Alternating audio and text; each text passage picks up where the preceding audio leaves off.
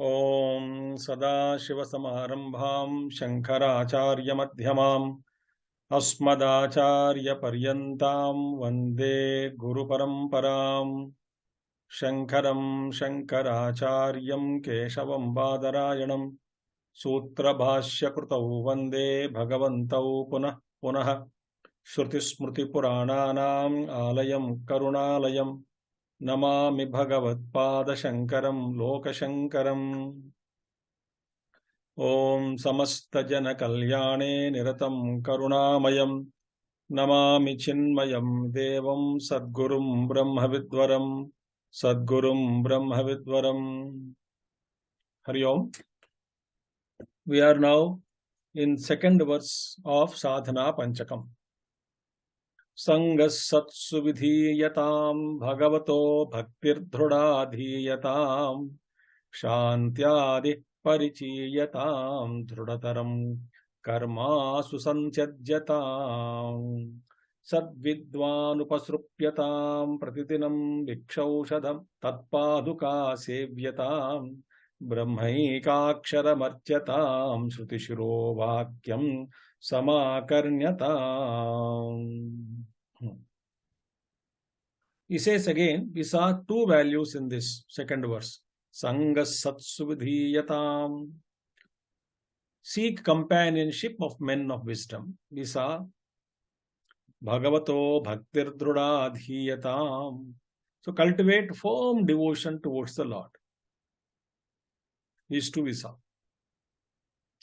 And next value or next pointer for seeker is Shantyadi Parichiyatam.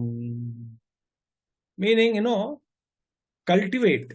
Parichiyatam, Parichiyatam, meaning let those qualities, Shanti, Danti, etc., let us become familiar with them and let those values enter into us, and may we practice them in our life effortlessly.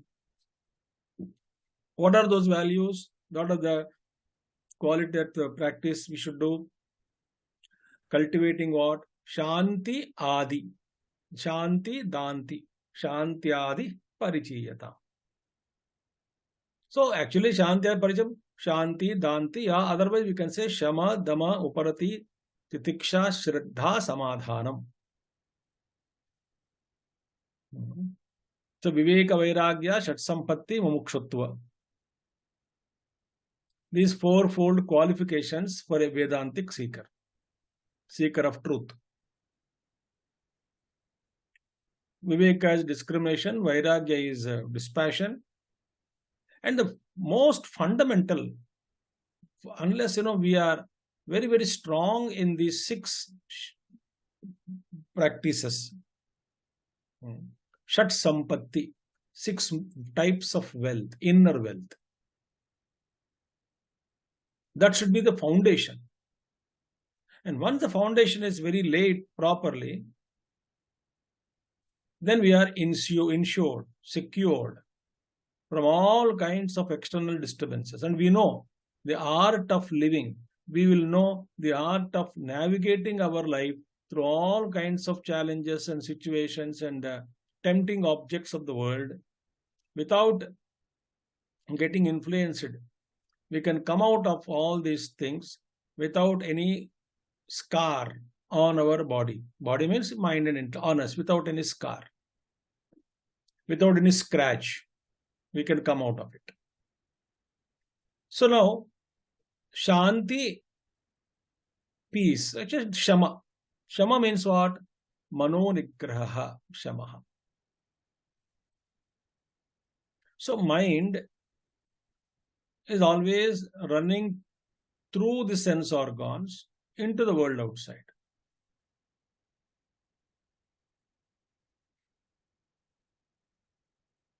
So this outgoing tendency of the mind, always running through the sense organs into the world outside, and bringing all those objects into the mind. In Vedanta, we speak about vritti vyapti, phala vyapti, all that. We go, get all those objects and drop them in the mind, antakarana. And when the sense objects, that is mind, goes through the sense organs, embraces the sense objects, collects them, and when the objects again go back into our own, it's like, constantly mind is getting flared up. Every object that enters into our mind disturbed, goes out and get disturbed.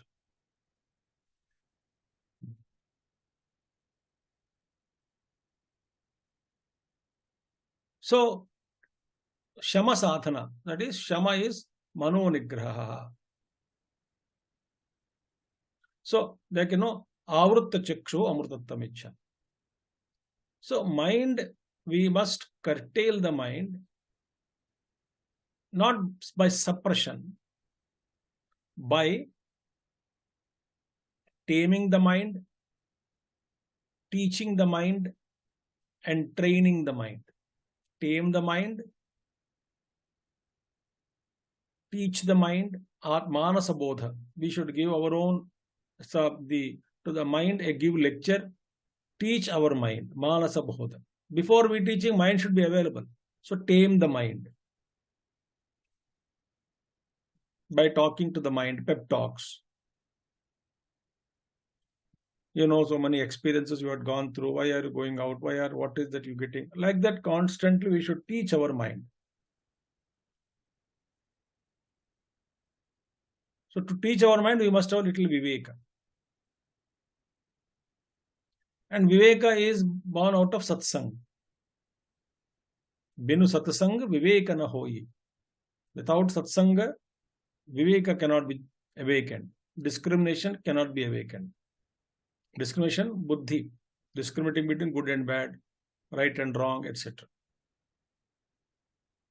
So now, outgoing mind has to be, first of all, tamed, then teach the mind, then train the mind. Then after a classroom training, then mind can be exposed. And when we are living in the world, we must constantly check and keep on training the mind. How not to get influenced by the sense objects around. So, the mind leaking out through sense organs. The mind is not allowed to go out, not by suppression, by viveka. And that mind which is kept under regulation, brought under control through discrimination, can be turned within for contemplation. So Shama is that skill in our mind, in us, where the mind is not allowed to run into the worldly objects. This is sadhana, by viveka only. So once we understand this, that the mind is getting disturbed by the external objects, mind going out, that's the problem. When I can arrest the mind, relocate or educate the mind and re-employ the mind for something higher work, mind gets slowly under control. Guruna api na vichayate, Bhagavan Krishna says. Such a man of wisdom is not disturbed even by a greatest sorrow. Any objects, no. Like, for example, when we go to a toy shop now, as a grown-up adults, matured, we are not tempted. Our mind doesn't go out, hovering around the toys of the toy shop. Dolls and toys, some mechanized toys. I am in the midst of the toys. I am looking at them. I am getting amused. I may appreciate the technology also. Yet, I have no tendency, no temptation to enjoy that toy, to play with the toy. So, mind is not going out. Similarly, because of our Shastra Adhyayanam and Satsanga, Guru Krupa and Ishvara Krupa, if you can understand this entire world is drama is going on. Nothing is permanent. Jagati iti jagat, that which is constant state of flux, changing continuously. So changing objects can never give me permanent joy. So with this understanding, deep-rooted understanding, mind automatically becomes calm. Not that I am putting a chain around the mind. Mind simply doesn't go out. I know this is nonsense. Think. So since I am not a smoker, you may keep me in the midst of so many cigarettes. I am not tempted. My mind doesn't go at all. Similar such kind of habits doesn't go at all. Why? I don't have that vasana in me. So, first of all, Shanti, Shama, Sadanti means what? One is controlling the mind, outgoing mind, and keeping the mind in its own place. That's one sadhana. Even though the mind is not going out, the sense objects, because Indriyas are very open. So what does Indriyas do? Indriyas collect all these things, stimuli, external stimuli. It gathers external stimuli and drops it. So, but the inlets through which all these sense objects gush in and raising various storms in our mind, passions in our mind, if that is also controlled. So, Indriya Nigraham is called Damaha. Indriya Nigraha is what? Damaha. So, Mano Nigraha, mind is brought under control from going outside. Indriyas are controlled from not letting in all kinds of external stimuli through the Indriyas and disturb the mind. For which, at Indriya level, certain physical disciplines are to be undertaken.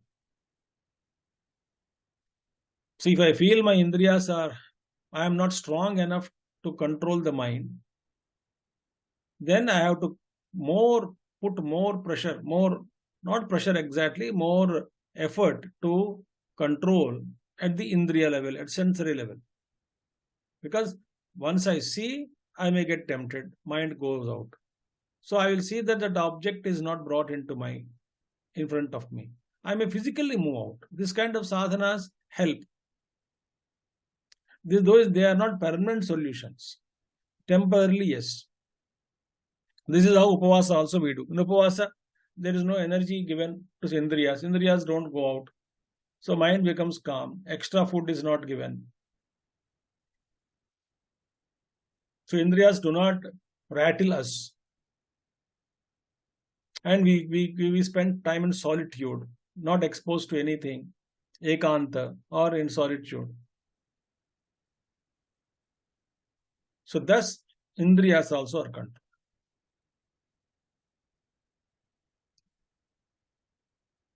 And Adi Bhagavan Shankaracharya, Shanti Adi, all the six will come actually. Shama, Dama, Uparati, Titiksha, Shraddha, Samadha. So quickly we go through. Uparati means what? Swadharma Anushtanam eva. So Bhagavan Shankaracharya says, if we are completely wedded to our own dharma, dharmic activities, there won't be any time left for our self-destruction, to engage ourselves in self-destructive activities. Mind is so preoccupied in dharmic activities, no other objects can tempt me. There is no time to get disturbed.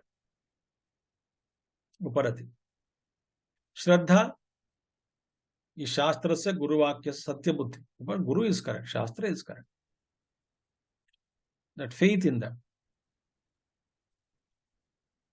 Titiksha, forbearance. Sahanam Saradukkhana.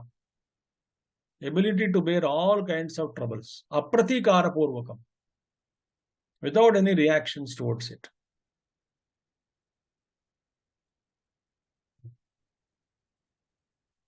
Ability to withstand, ability of forbearance, bear everything. Without reaction towards it. Oh, why it should come to me? Why should I go through alone? Why can't the trouble go to neighbor? Oh, I'm not happy with it. No, cheerful. Apradha Bhavan Ramji, he never reacted vehemently, emotionally, when he was asked to go to jungle. He only said, oh, my father gave me the kingdom of forest to rule. Bhagavan Ramji demonstrated that one can be cool. So therefore, it's called Maryada Purushottamar, Bhagavan Ramji. So, Titiksha is forbearance. Shraddha is sin. Samadhanam is Chitta Ekagrata. Concentration of mind is Samadhanam. So, ability to focus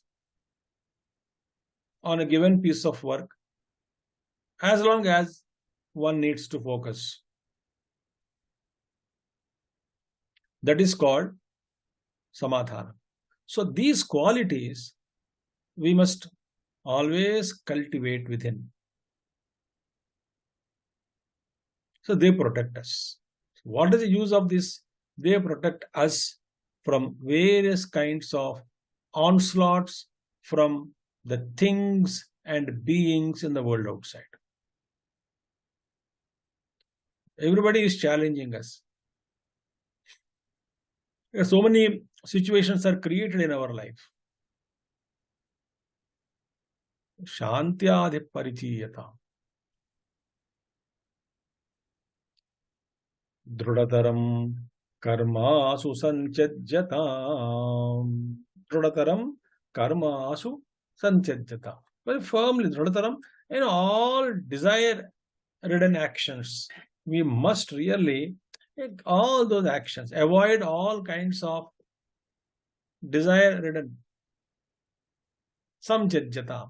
Give up completely in a proper manner.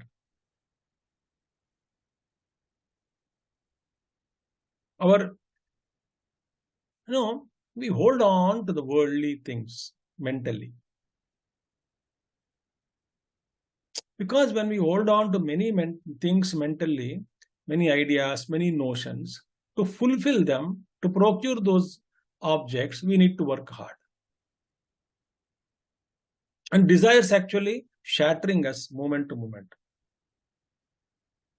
They're actually causing a tremendous amount of dissipation of energies. So desire to conquer desire, viveka only is required. First viveka.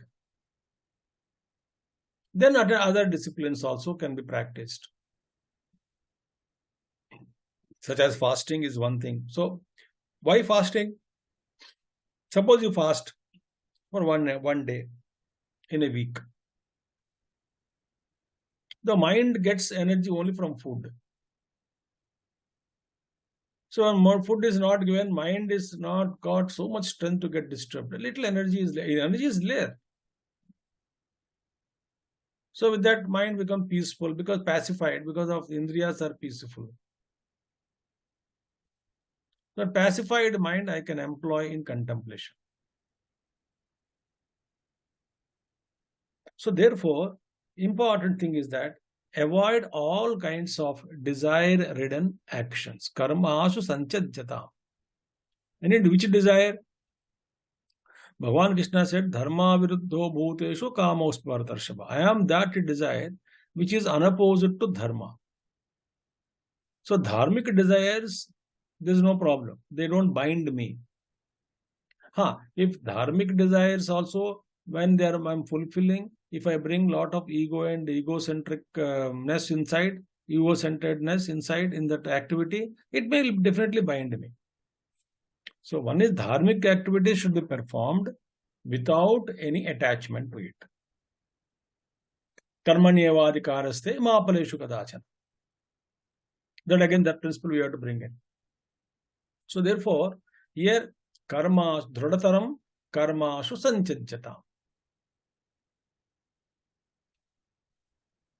Now, little analysis we do here.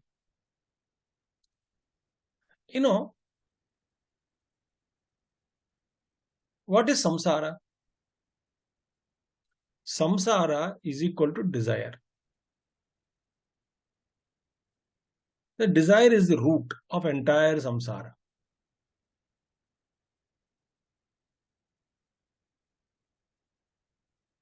And the foundation for that is avidya. So actually, if you see entire creation, only desire is the cause, and that is the actual samsara.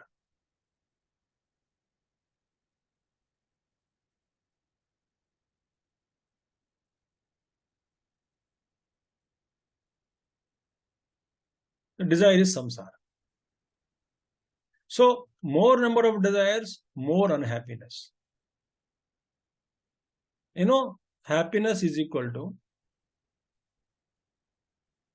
number of desires fulfilled divided by number of desires entertained. That is an equation.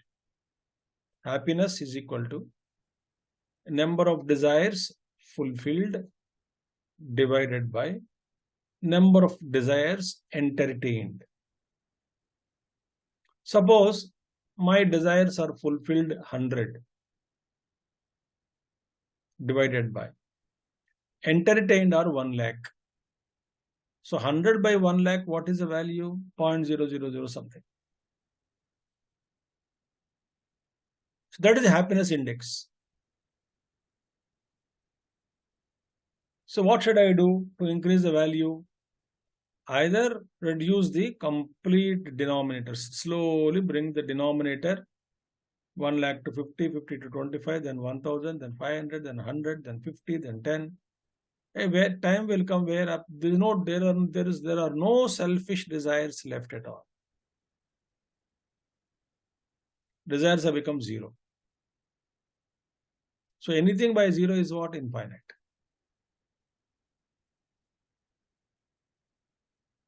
So we must reduce the number of desires that we entertain. Slowly and steadily.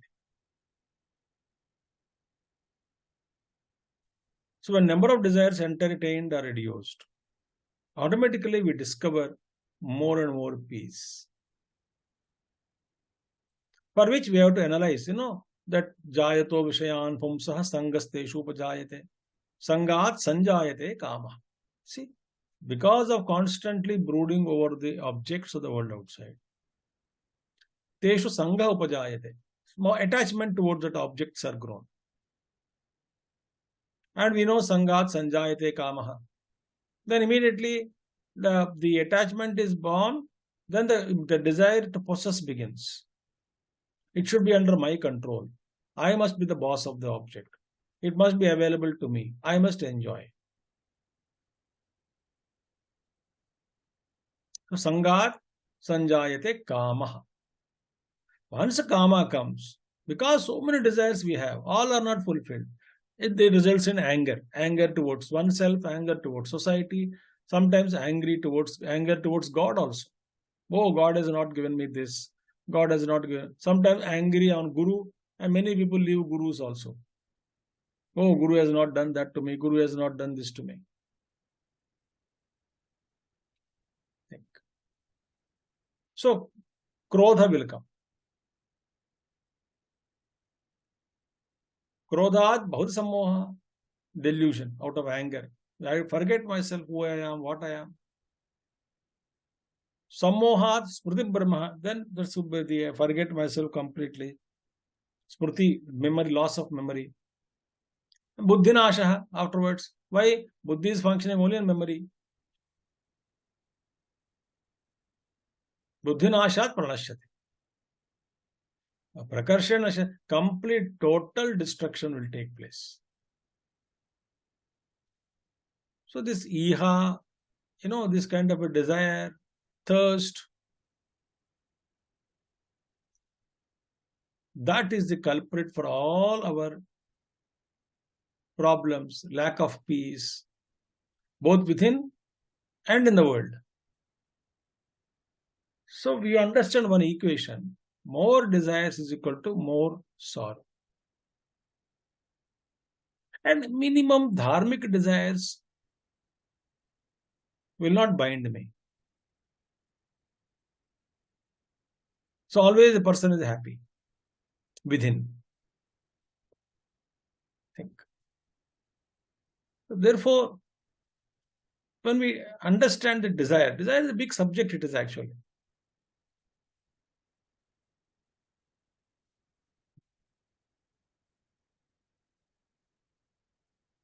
Desire is small,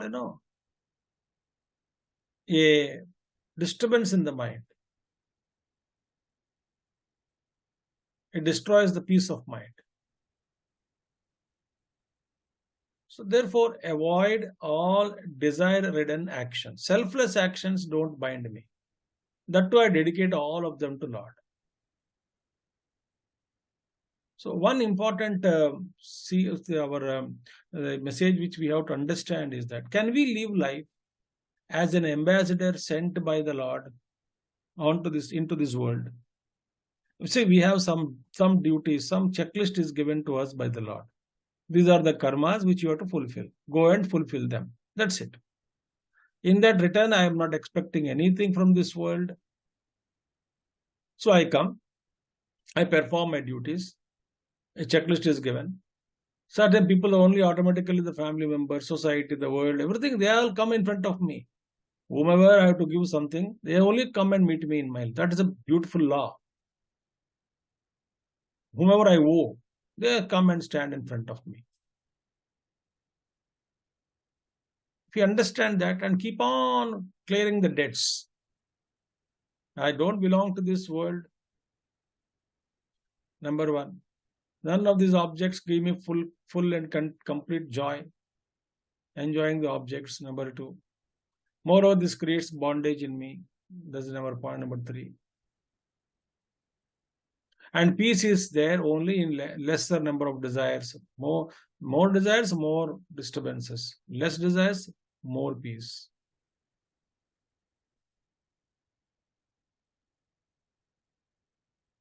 So when you understand this, Dhrudataram karmasu sanchajyatam takes place.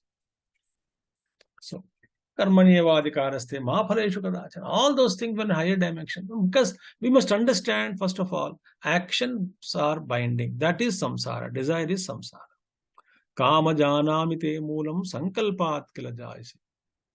Tasmat tvam na sankalpayishyami samulo na bhavishyasi.